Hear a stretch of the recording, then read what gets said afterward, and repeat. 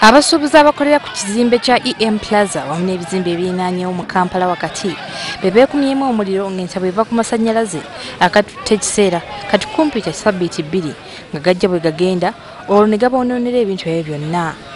Bwe twetoolodde ekifo kino tusanze nga abasuubuzi abasinga obungi bakozesa jenereeta kyokka ne batugamba nti kimenya mateeka kubanga KCCA bwe zisanga zitokotera wabweru ng'eziwamba.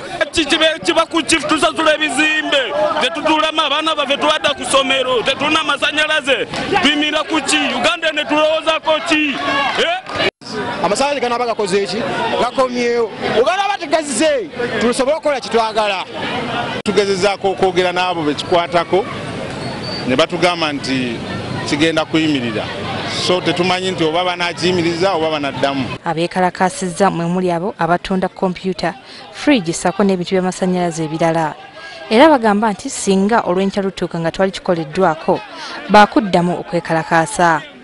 Omuduumizi wa poliisi mu kibuga wakati James Ruhweza ategeeza ng'ekitongole kya UMEME bwe kibadde kisuubizza okukola ku nsonga eno mu bwangu. Netwogedde ne management ya UMEME era bakola ku kizibu kino kibadde kya underground cable. So within a short time amasanyalaze gajja kubanga gakomyewo.